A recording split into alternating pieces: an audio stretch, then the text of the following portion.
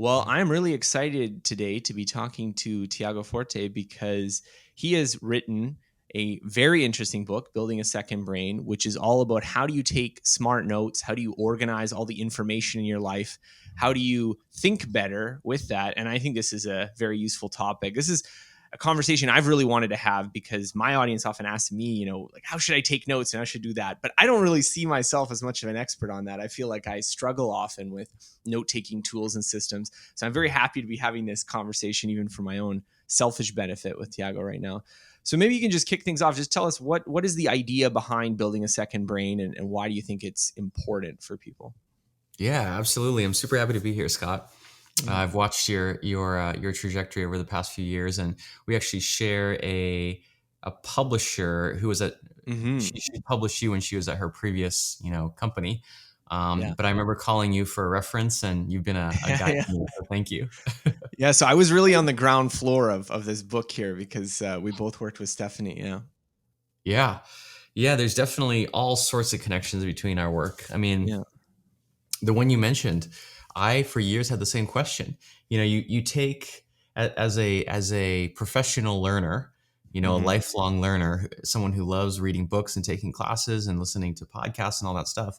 I always noticed, the teacher, the instructor, the expert always says these little lines like, "Oh, take note of that. Oh, write this down.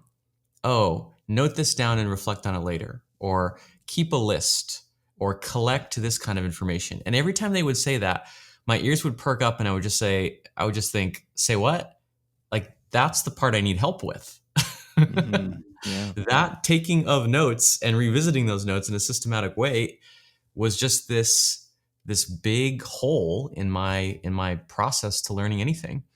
And I never found a satisfactory solution. That's why I had to create one. It's kind of just this assumption that people know how to take notes, and I think largely we don't. Yeah. Well, I'll talk from my own experience then. So I have not in the past been the best note taker. Like, I mean, I've been reasonably good when it's like a class and there's an exam at the end, and so you have some sort of constraint. Okay, I got to write what was covered in the lecture and review it and that kind of thing. But I mean, and I think this is really what your book shines for, is that in real life, there's no exam, right? You're just potentially any information could apply at any other point in time in the future. And if you're like me, you consume a lot of information. You're reading all sorts of interesting stuff. I mean, we're both writers, so the kind of potential connections of where this might be useful is never super organized. You're always looking for those. Oh, that's an interesting story, or that's an interesting idea, and you're linking it together.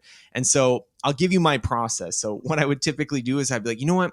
I need to be more organized about this. So I'm going to start taking notes, and I'll get like Evernote, and I'll get the browser plugin, and I'll just start clipping things. Clip, clip, clip, clip, clip. And then all of a sudden I have a bajillion things stored in my Evernote, and it's just, I am actually scared to look at it. Like, I don't want to open it because there's just too much stuff. And then I realize, wait a minute, I'm not looking at these notes ever again. I've just Yeah. been clipping things and sending them to the void. So you talk about this in the book. And so I really want, your expert opinion here. What am I doing wrong? And for anyone else who can relate to my experience where you've tried to do note taking and it's just been sending things into the void, what are we doing wrong, and how can we do it better? Yeah, I actually wouldn't say that that's necessarily wrong. I would just say it's a phase. Mm, It's a phase that I think is actually helpful to go through. I think the basic kind of problem is, for all of human history, we lived in an environment of information scarcity. So all of our mindsets and habits and our approaches are designed for scarcity, right? Like, you hear a negative insight, oh, I gotta keep that because it's gonna go up in smoke. But suddenly, just in the past like 0.0001% of human history, we've switched all of a sudden to an environment of total abundance, hyperabundance, right? And so all of those instincts are incorrect and actually lead us, astray. And so I'd say it's good even to go through. I call it the hoarding phase, mm, right? Go through a hoarding phase. Go through a phase where you're keeping every single quote you come across. Go through a phase where you're, web clipping every website that might be useful.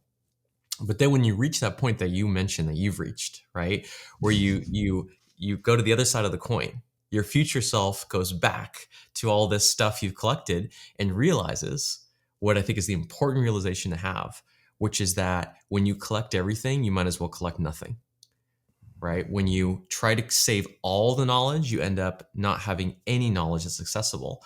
If you save everything, you end up just creating a huge amount of work for your future self to organize, distill, review, boil down that to its essence. Mm-hmm. So what I encourage people to think about like the signal in the noise. There's always, this comes from like information theory, right? There's always noise, the noise of the internet, the noise of social media, the noise of even reading a book. There's a lot of filler. What is the signal? How can you distill and extract just the main point, the main takeaway, the main nugget from all that noise? And often what that leads to, that whole cycle of realization, is taking far fewer notes in the first place. Mm. So you come up with this system, and you call it, I don't know whether I should say code or CODE. I don't know what you've been using in your head to Yeah, refer to it, but code. code. And so tell us a little bit about this, because I think this kind of captures, in a nutshell, the four phases that you talk about in taking proper notes. And this sort of links to what we were just talking about, that, you can get very focused on the collecting, but maybe not so much on the distilling or the expressing. So maybe in your own words, can tell me a little bit about code and how it's helped other people take better notes.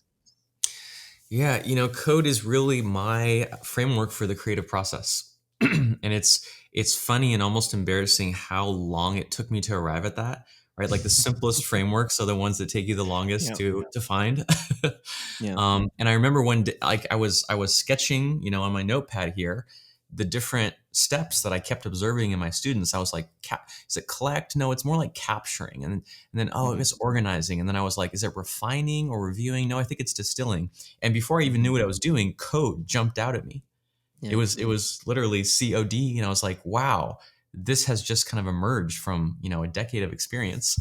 And what I'm really trying to do is just standardize the creative process.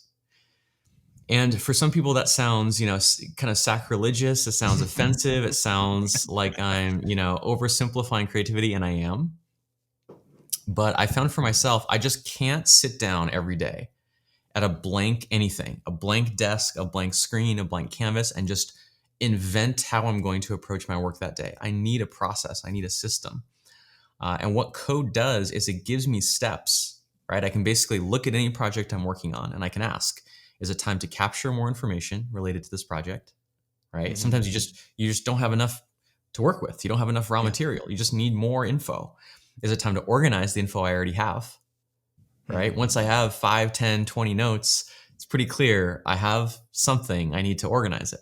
Is it time to distill the information that I've organized, boil it down to the main takeaways? Or have I done all this preliminary steps and is it time to just express myself? Is it time to just Yeah.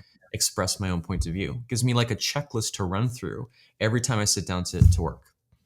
Well, so this brings me to my next question, because I've done some interviews, and one of the questions that I would sometimes get, which I wasn't always a huge fan of, which is the sort of like the how did you write this book question, because it sort of implies there's maybe not that much to say about the content of the book. You get too much into the how did you write the book, but I think it's worth asking in your case, because your book is about organizing and researching for the creative process, and having gone through that journey myself, I was very aware of this kind of finished product of like, oh yeah, there was a lot of little pieces that were assembled. Like Tiago did a good job of like pulling together, some stories, some sides, some things like this. I know that there was the 90% below the iceberg, basically, of the Mhm. thinking for what Yeah. actually manifested in the book here.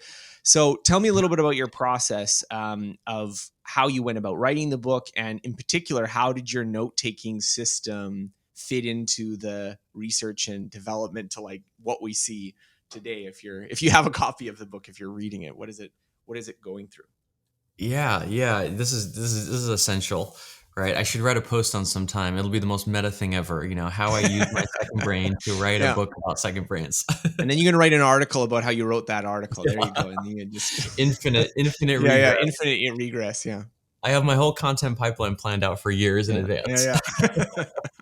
Yeah. Yeah, there's so many principles I used. In fact, it was almost funny at some points. I would get stuck, Hmm. like you do when you take on any big creative project. And then as I'm looking at my notes and my content, I would be like, oh, wait, what if I used my own advice? Yeah. Maybe that would work. Maybe. Yeah. And so let's see, a few things that come to mind. One is chunking. Hmm. I mean, chunking was so important. I think, and this is something I talk about in the book, people really underestimate how much what they think is a single task is really a project, right? Mm. I see people all the time. I love to look over their shoulders at their to-do list. People will write things, people will put on their to-do list, like, write the manuscript for my book, like, on their to-do list, as if they're just going to sit down and in 15 minutes just do that, right? Yeah. Even something like, buying new headphones. I don't know about you, but for me, buying new headphones is like a research project, right? Yeah. Like, I have to research all these things. And so what I invite people to do is look at your to-do list. If there's anything that is stuck that you just can't seem to get started, you can't seem to make progress on, it's very likely that thing is not a task, it's a project. And once you Mm. realize it's a project, you have to step back and create some structure, right? You have to do what's sometimes called meta work, right? You have to think about, okay, what are the steps? What is the goal I'm trying to achieve? What are the constraints? What are some milestones I'm going to reach along the way? And I think sometimes people are embarrassed to do that for just one of their personal projects. It feels like Hmm. overdoing it. And I don't think so. So, like, for writing my book, you might think that's a project. It's not. It's actually like 20 to 30 separate projects, right? You know this, Yeah. right? Yeah. Like, all the little pieces, in the beginning, Yeah. the whole project was just find an agent. That was a Yeah. whole thing within itself. Hmm. Conversations to have, referrals to get, interviews to do, requirements to write down, all these things. Once that little tiny mini project was done, it was find an editor just to work with me on the proposal. Right. And Hmm. again, that was a 2-3 month long project, all these little details Yeah. to track.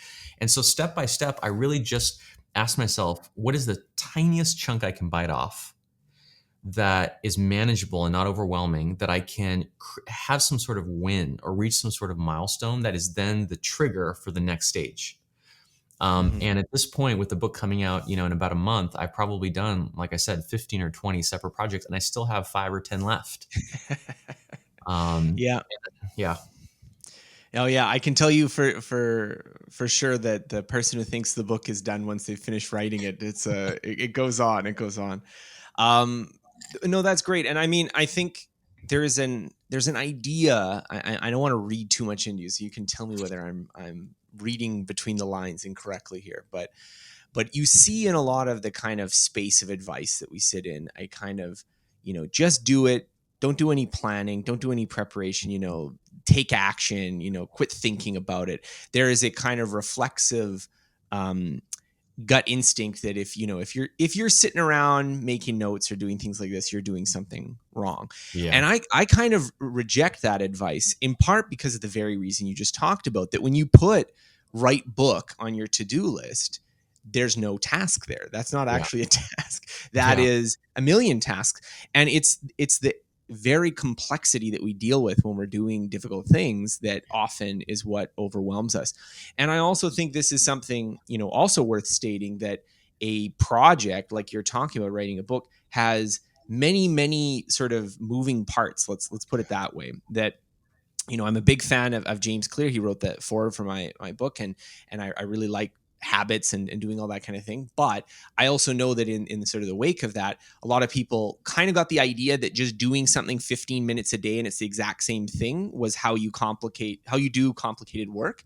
And I think, what you just said about, well, actually writing a book is like 30 projects, and each of those projects is like 30 tasks, and each of them, a lot of them maybe are only done once. Like getting the agent is done once. That's not something you do 15 minutes every day. That's a yeah, one-time thing.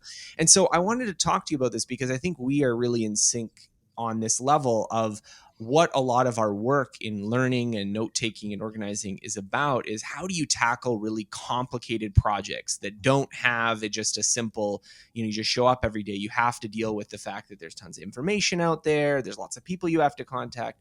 There's many little individual steps. What do you think about that?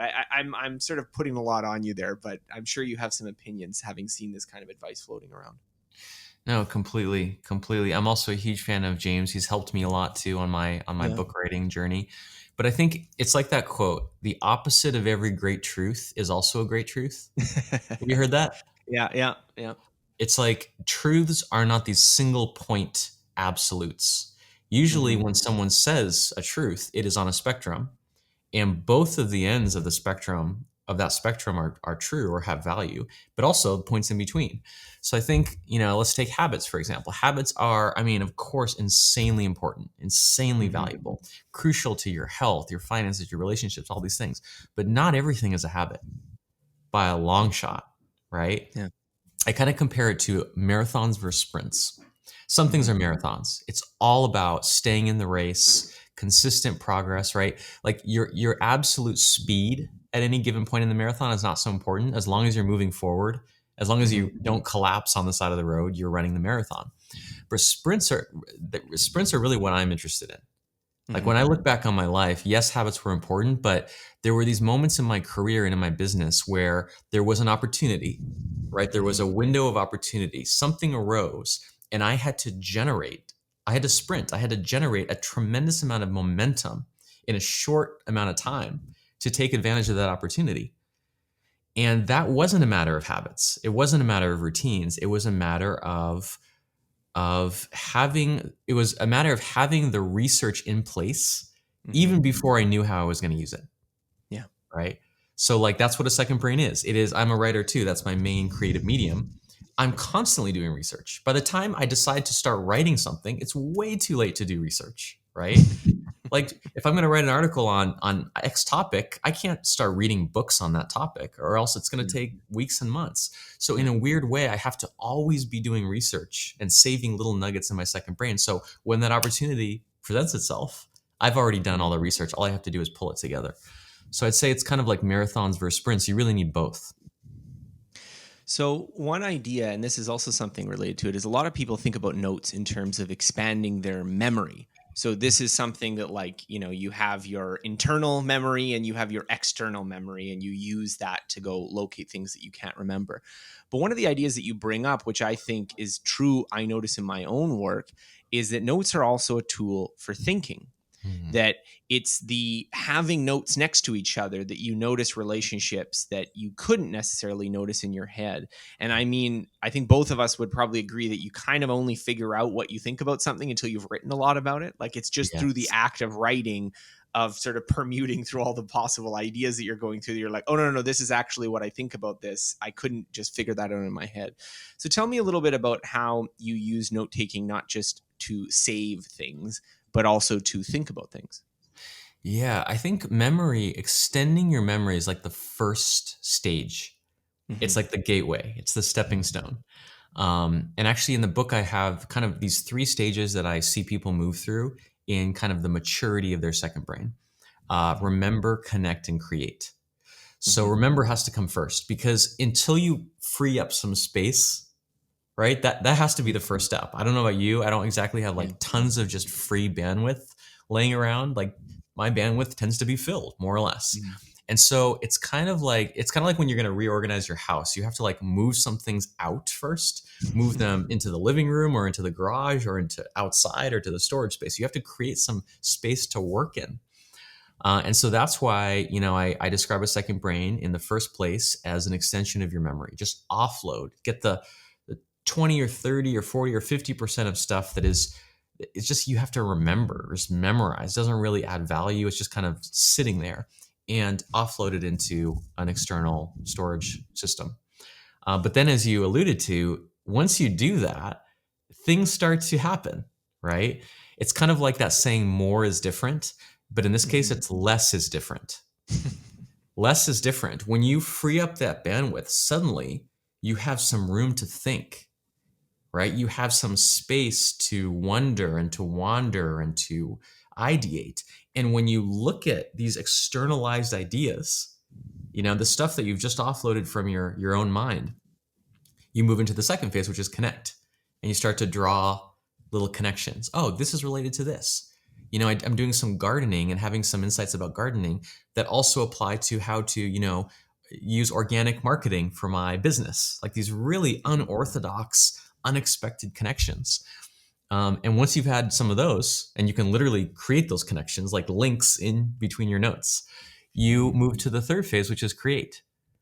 Once you have a critical mass of connections between ideas and they exist in an external place, I find people almost can't help but want to create theories or create stories or create presentations or pieces of writing or new products or side gigs.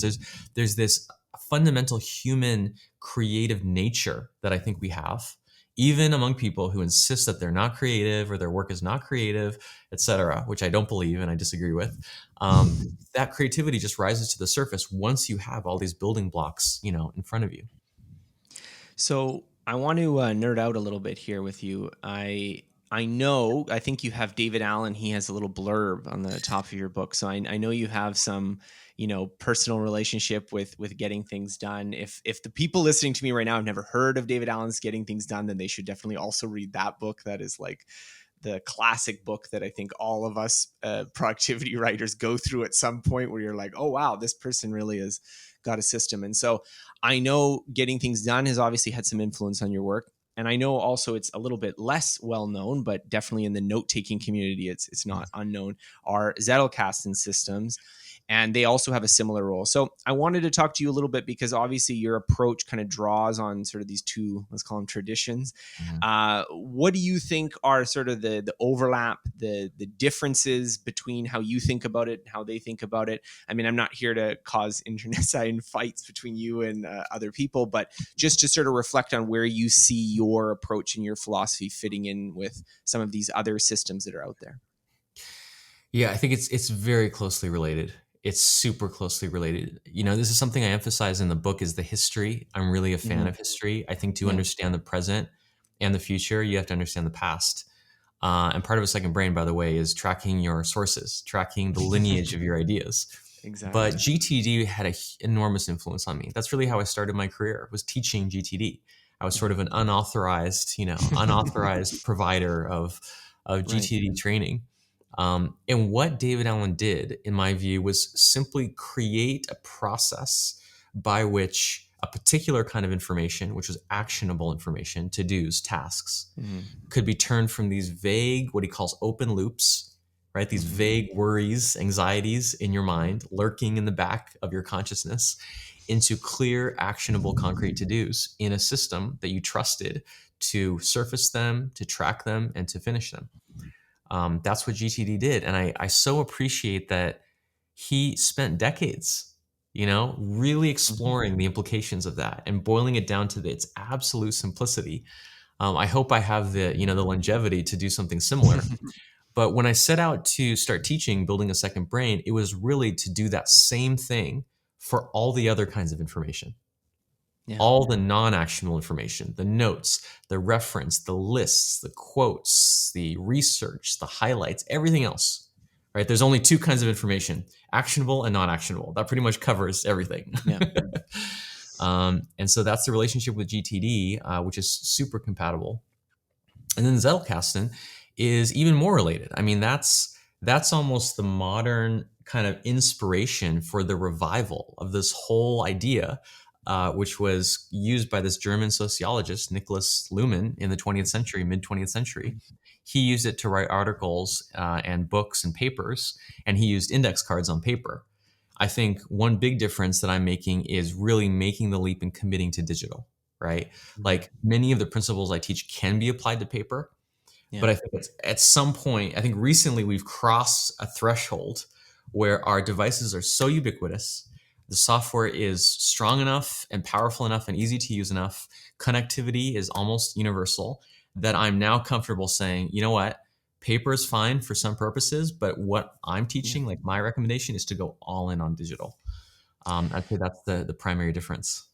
So this is a good point to ask my a follow up question, which is that I remember reading the book and noting that it's very difficult to talk tools in a book that you hope is going to be around 20 years from now, because then you end up recommending something that, like, you go to the website and you get like a Yeah. 504 gateway error or something, and it's like, oh, I went all in. And I've made that mistake. I remember in my early days of writing, I recommended a to-do list software, which was literally just to-do list. Like, it didn't have any other features.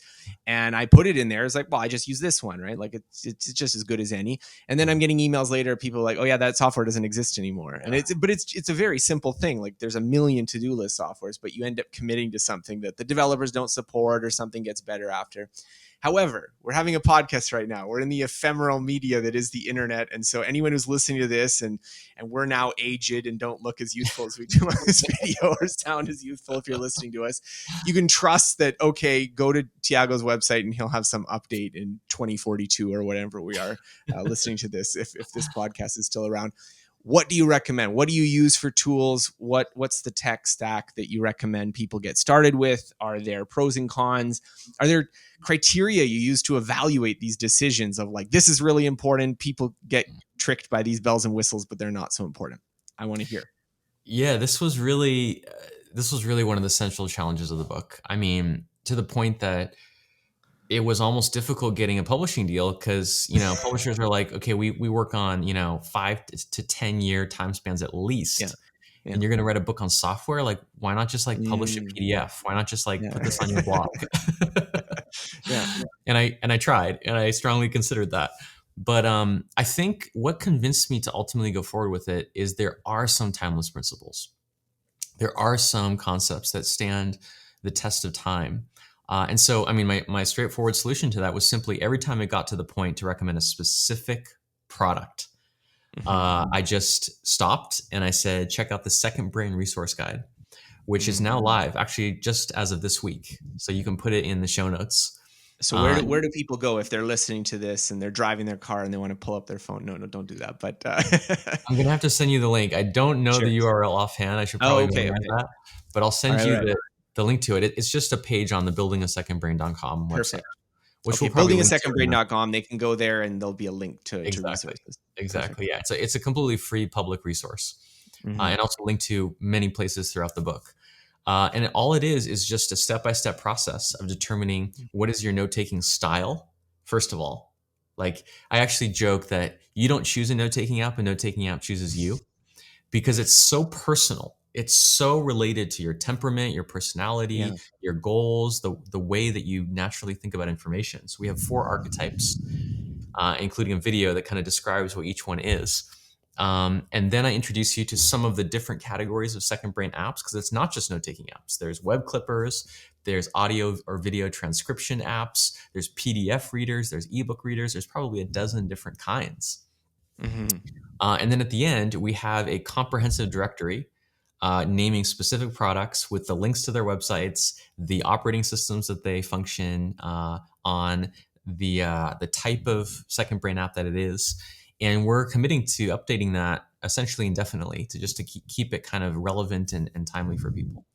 Okay, that's very cool. I'm definitely after this going to check out and figure out what this is like a personality test now. I get just like one of those, what kind of note taker are you? You should do these like 15-minute, the Facebook quizzes what kind of note taker are you? Yeah. Totally. Oh, I like that. So one of the things that I thought was really interesting about this book, especially in light of what we're talking about this being sort of for creative work and ideas and, learning, not necessarily tasks, not necessarily the kind of, busy executive stereotype that I think getting things done sometimes falls into, is the idea of organizing notes in terms of the action situations that they might be required. So you talk about this para system in terms of organizing things for action. And I think this goes back to my original problem that I talked about in this sort of opening. You get all these notes and then you're like, oh, I got to go through them.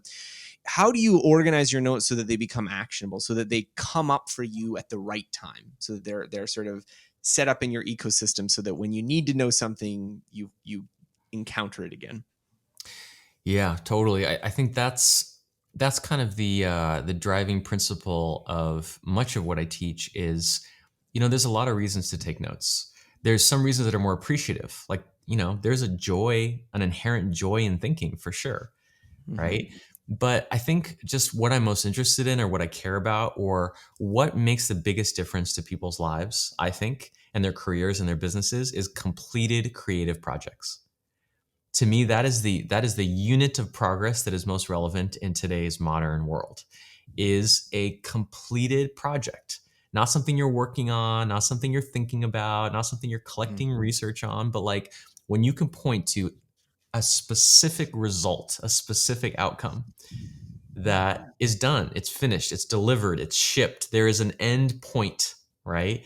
That means you get to, first of all, step away You get to offload something from your, your workload. But also that's where the reputation comes from. That's where you build connections. That's where you prove you know what you're talking about. That's where you create impact for others. And Mhm. it's like modern knowledge work, it often doesn't come to conclusions. Every version of the website is just the next version, right? Yeah. Every version of the document, every version of the memo, everything is just kind of ongoing, ongoing, ongoing.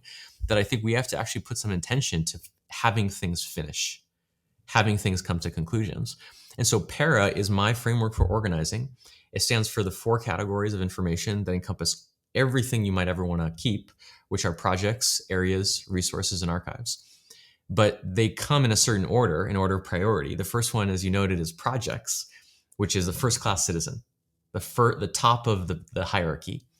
And all it Mhm. means is to just, I mean, it really couldn't be simpler. It's just to just identify your current active projects, which that step alone, we do this in my course. I lead people live through the process of doing that. Just that alone is so clarifying, right? Like if you Mhm. ask the average person, what are the currently active projects? They can't really tell you. They have a vague idea. Some of them, others are very unclear. And it's Yeah. just making a list. This is what I'm committed to. This is what I've decided is going to happen. And then once you've done that, you've done 90% of the work of setting up Para, which is to just create a notebook or folder or tag or whatever, scheme your note-taking app uses for each one of your active projects. When you create a container for something, you start to see more of the things that could go in there, right? It's like Mhm. having a placeholder. So when you create these, empty notebooks or folders, suddenly you realize everything you touch that's related to your projects, which is most things, can just with 1 second, with one motion, be put right into the corresponding notebook. Which means the next time you work on that project, you just go right to that notebook and you have everything related to it in one place. So I want to end on a kind of a personal story. I really liked the discussion of your father because he was an artist or is an artist and has had an influence on how you think about creative work. Which, I mean, my parents aren't artists. I mean, a lot of people here probably don't have artistic parents, but how did that influence your thinking about not only the creative process, but how creative work actually happens and how it Mhm. actually gets done, as opposed to maybe the mythos that surrounds it? Yeah, it had such a profound impact. Growing up, it was like living in two worlds because he'd paint these beautiful, imaginative, colorful paintings, and everyone who saw them, they came over to the house or they saw the website or they'd see his art in a gallery. They had this, I could just tell they had this image of him that was like the classic artist. And they saw him as this just like, mystical, spontaneous, completely structureless, imaginative person, which he is. But I saw what happened behind the scenes. I saw the other side of that equation, which is my dad was and is so structured. He's so systematic. Everything functions according to a principle. Every time he approaches a painting, he is he is approaching it from a very systematic way. And that is what allowed him to be prolific, right? To not get bogged down for weeks and months on one painting. It allowed him to earn a living from his art, which is an enormous accomplishment in any field, right? Yeah. And third, allowed him to raise 4 kids in Southern California, which is like an even more difficult accomplishment. Yeah. And I think that's what so many, whether they call themselves artists or creatives or writers or just knowledge workers, are missing today. They have a Mhm. gift, they have some talent, they have some good ideas, they have opportunities, they have all the pieces of the puzzle, but they're just missing that systematic process, and mostly because they just didn't have a model. Most of our models Mhm. come from movies or films, right? Where it's Yeah. that classic, just free form, just no principles, no structure, no process. And I just think that's not realistic. No, I love that. I love that. And I think that really reflects a lot of my ideas about creativity. I think, we romanticize the insight and often not the persistence and effort, and indeed what you talk about, the systematicity of it. So I want to thank you for chatting with me and helping me with some of my own note-taking issues. I really recommend to everyone who's listening to this right now to check out Tiago Forte's book. I think if you liked ultra learning, or even if you hated ultra learning, they're very similar books in a way that I think they work well together, because I often talk about learning and what's going on in your head, and Tiago Forte is often talking about what's going on paper or computer to sort of complement that. And I think they're both really important parts of the puzzle. So I want to turn it to you. Is there anything else that you'd like to say? Is there anywhere that you'd like to send people, direct them if they're listening to this? Yeah, thank you. I appreciate the opportunity, and I would echo that. Note taking is a great complement to any personal growth, personal development, or self improvement, pursuit. Whatever you're learning, whatever that is, using all the techniques that Scott talks about in his book, it's just a place to document it. It's just your journal, your log, the companion to your personal learning. So I encourage you to check out, buildingasecondbrain.com. There you'll find links to all of our free content, to the book, to the course. It's really the central hub. And yeah, just thanks for having me on, Scott. Oh, yeah, it was great chatting with you.